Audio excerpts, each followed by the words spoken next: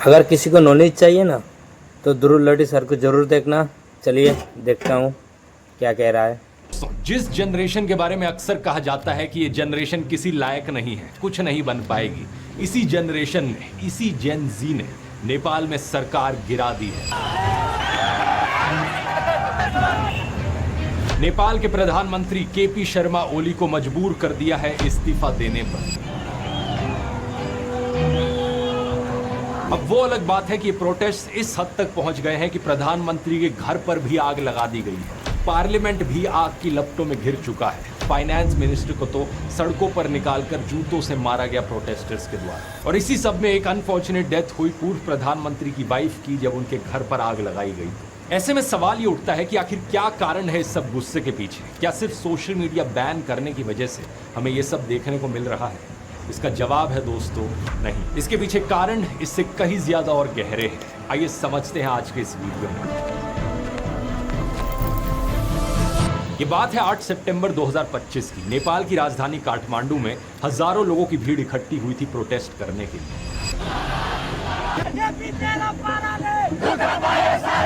इनमें से ज्यादातर लोग 20-25 साल के नौजवान थे, जिन्हें जेन जी कहा जाता है। किसी ने स्कूल की यूनिफॉर्म पहनी हुई थी तो किसी ने कॉलेज की। इस प्रोटेस्ट को हामी नेपाल नाम के एक एनजीओ ने ऑर्गेनाइज किया था और प्रोटेस्टर्स काठमांडू के बीच मौजूद एक सिंबॉलिक मॉन्यूमेंट माइती घर मंडल से पार्लियामेंट की तरफ मार्च कर रहे थे। ये मार्च लगभग पूरी तरीके से नॉन वायलेंट और पीसफुल था, लेकिन सरकार के द्वारा पुलिस को तैनात किया जाता है प्रोटेस्टर्स को रोकने के लिए। और police water cannon, tear gas और रबर बुलेट्स इस्तेमाल करना शुरू कर देती है।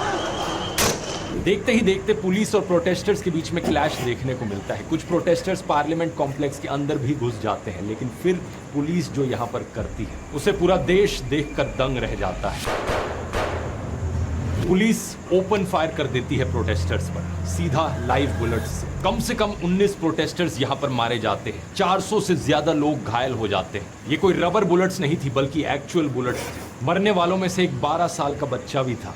जाहिर सी बात है, इस तरीके की तानाशाही देखकर कोई भी चुप नहीं बैठना चाहेगा। जैसे ही ये खबर फैलती है जनता में, और लोग सड़कों पर आ जाते हैं प्रोटेस्ट करने के लिए। प्रोटेस्टर्स की संख्या बड़ी तेजी से बढ़ जाती है। पूरी की पूरी सड़क लोगों से घिर जाती है। सरकार कंट्रोल बनाए रखने के लिए दोपहर के 3:30 बजे कर्फ्यू लगाने की कोशिश करती है, लेकिन फिर भी कुछ नहीं होता। प्रोटेस्ट और बढ़ते जाते हैं। काठमांडू के अलावा पोखरा, बुटवल, भरतपुर और दमक। मैं बहुत दिन से ध्रुव लटी सर को देखता हूँ और मैं उसको फॉलो भी करता हूँ। बहुत अच्छा, बहुत बढ़िया कंटेंट बनाता है और जो भी कंटेंट बनाता है एकदम परफेक्टली एजुकेशन के मामले में बनाता है। तो ज़रूर देखिए, आप देखिए ध्रुव लटी सर को और फॉलो भी किए। चलिए देखता हूँ। दमक जैसे शहरों में भी प्रोटेस्ट होने लगते हैं। इन प्रोटेस्ट के होने के पीछे एक कारण जिसकी सबसे ज्यादा बात की गई है मीडिया में, वो है सोशल मीडिया एप्स पर बैन लगाया जाना नेपाल में। असलियत में दोस्तों ये एक कारण जरूर है, लेकिन इससे बड़े कहीं ज्यादा और कारण हैं, जैसे कि करप्शन, सरकार की मिस गवर्नेंस, बढ़ती बेरोजगारी और सरकार में बैठे मंत्रियों का नेपोटिज्म। इन सब की आगे बात करते हैं, लेकिन पहले सोशल मीडिया वाले पॉइंट पर आए तो नवंबर 2023 में सोशल मीडिया कंपनीज को ministry of communication and information technology के पास मैंडेटरी रजिस्ट्रेशन कराने और लोकल प्रेजेंस एस्टैब्लिश करने को कहा गया था। नेपाल की सरकार ने कहा था कि ये hate speech, fake news, fraud और बाकी क्राइम को रोकने के लिए जरूरी है, इसलिए हम ऐसा कर रहे हैं। सरकार ने इस चीज को लेकर 5 पब्लिक नोटिस भी दिए बाद में, लेकिन 5 सोशल मीडिया प्लेटफॉर्म्स को छोड़कर किसी बड़े प्लेटफॉर्म ने रजिस्ट्रेशन नहीं कराया। जिन कंपनीज ने रजिस्ट्रेशन कराया उनमें सिर्फ एक बड़ा नाम शामिल था, चाइना का टिकटॉक। इसी बीच नेपाल के सुप्रीम कोर्ट ने भी अपने ऑर्डर में सरकार को रजिस्ट्रेशन ना कराने वाले सोशल मीडिया प्लेटफॉर्म्स को। और एक बात बताऊं, अभी का जनरेशन जो है, यंग जनरेशन, उनको जरूर देखना ध्रुव लटी सर की वीडियो। बहुत अच्छा कंटेंट बनाते हैं, बहुत अच्छा। आपको मैं क्या बताऊं, मैं उनका फ़ैन हूँ और इतना बढ़िया कंटेंट बनाता है, इतना बढ़िया। आपको मैं बोल के नहीं समझा सकता हूँ, आपको देखना पड़ेगा। आप देखिए, जाइए और आप देखिए और ये वीडियो भी देखिए आगे क्या कह रहा है। और प्लीज़ मुझे भी आप फॉलो कर लीजिए।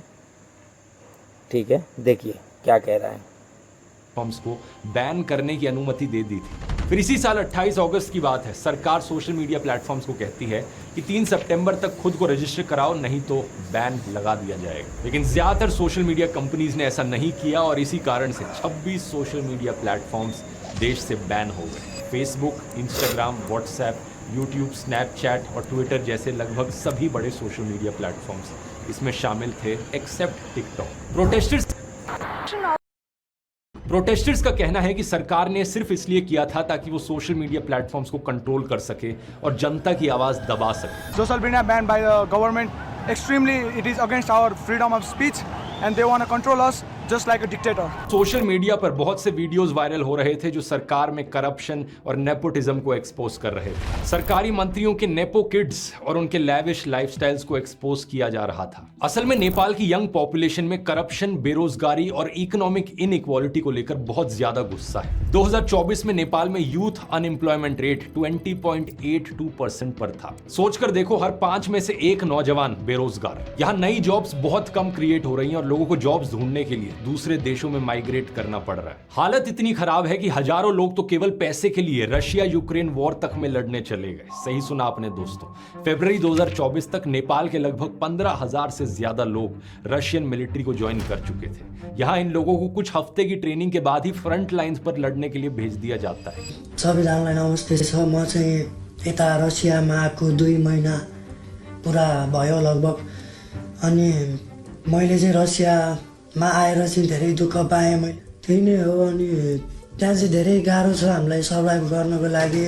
और इसी कारण से रशिया यूक्रेन वॉर में कई सारे नेपाली सिटीजन्स भी मारे गए हैं। मौत का खतरा होने के बावजूद ये लोग रशिया जाते हैं क्योंकि नेपाल में इनके लिए जॉब अपॉर्चुनिटीज इतनी कम है और रशिया अपनी आर्मी को ज्वाइन करने के लिए इन्हें लुक्रेटिव ऑफर्स देता है। कुछ फाइटर्स का कहना है कि वो बोनस और सैलरी मिलाकर $4,000 पर मंथ कमा लेते हैं, जो 5 लाख नेपाली रुपए से ज्यादा होता है। अब इन हालातों को देखकर अगर नेपाल के पॉलिटिशियंस थोड़ी हमदर्दी दिखाते, थोड़ी एम्पैथी दिखाते तो शायद सिचुएशन इतनी बिगड़ती नहीं।